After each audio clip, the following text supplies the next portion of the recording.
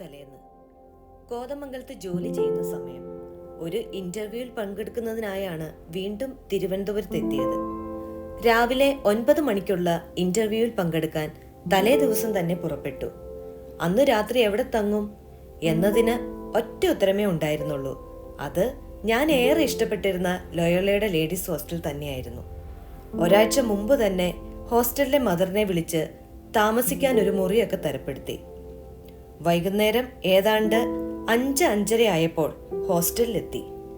മദറും മേരിയമ്മയും ചേർന്ന് സസന്തോഷം സ്വീകരിച്ചു. കുറേ നാളുകൾക്ക് ശേഷം സ്വന്തം വീട്ടിൽ തിരിച്ചെത്തിയ ഒരു പ്രതീതി.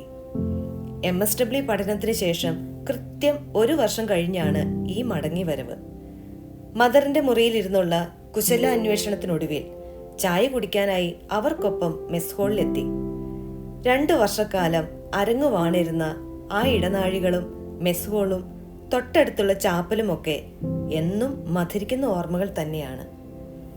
പഴയതും പുതിയതുമായ കഥകളൊക്കെ പറഞ്ഞ് അവിടെ ഇരിക്കുമ്പോൾ തന്നെ പുതിയതായി നിർമ്മിച്ച കെട്ടിടത്തിൽ ഇഷ്ടം പോലെ മുറികളുണ്ട്, അവിടെ താമസിച്ചോളൂ എന്നും പറഞ്ഞ് മുറിയുടെ താക്കോൽ എനിക്ക് തന്നു. ഞങ്ങൾ 2nd ഇയർ പഠിക്കുന്ന സമയം ഹോസ്റ്റലിന്റെ എക്സ്റ്റൻഷൻ വർക്ക് നടന്നത് പെട്ടെന്ന് ഓർമ്മ വന്നു. അന്നത് ചെറിയ രീതിയിൽ തുടങ്ങിയിട്ടേ ഉണ്ടായിരുന്നുള്ളൂ. എന്നാൽ ഇപ്പോൾ പഴയ കെട്ടിടത്തോട് ചേർന്ന് വലിയൊരു ഹോസ്റ്റലായി അത് മാറിയിരിക്കുന്നു. അവിടെയുള്ള ഏതോ ഒരു മുറിയുടെ താക്കോലും തന്നാണ് എന്നെ വിട്ടിരിക്കുന്നത്. പഴയ ഹോസ്റ്റലിന്റെ അവിടെ നിന്ന് നോക്കിയാൽ താഴേക്ക് വലിയൊരു ഇടനാഴി. അത് മുഴുവൻ ഇറങ്ങി വേണമത്രേ മുറികളിലെത്താൻ. ഇടനാഴിയിലുടനീളം നേരിയ മങ്ങിയ വെളിച്ചം മാത്രം. സന്ധ്യ ആയതുകൊണ്ടാവണം പുറത്തു നിന്നുള്ള ഒരു തരി വെളിച്ചം പോലും അകത്തെത്തുന്നില്ല. പാതാളത്തിലേക്ക് എന്ന് തോന്നുമാറ് ഒരു ഇടനാഴി. എത്ര താഴോട്ട് ഇറങ്ങിയിട്ടും മുറികളുടെ ഒരു നിഴൽ പോലും കാണാനില്ല.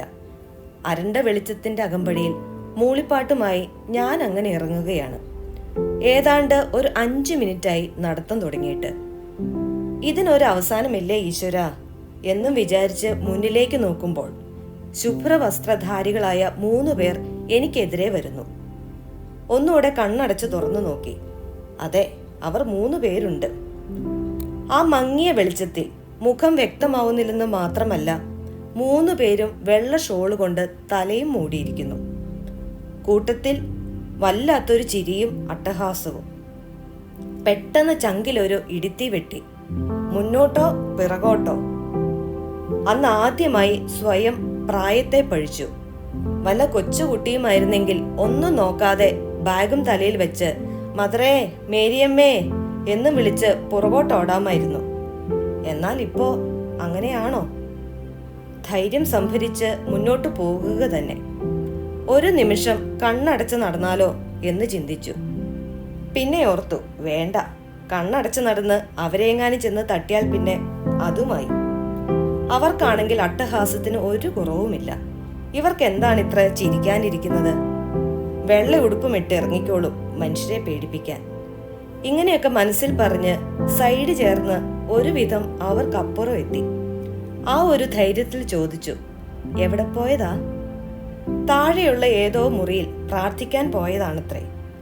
അതിന് വെള്ളയും തന്നെ ഇട്ട് പോകണമെന്നുണ്ടോ എന്ന് ചോദിക്കാൻ ഉറപ്പിച്ച എന്റെ നാവിനെ എടുത്ത് വായിലിട്ട് എനിക്കായി നിശ്ചയിച്ച മുറിയെ മാത്രം ലക്ഷ്യമാക്കി നടന്നു.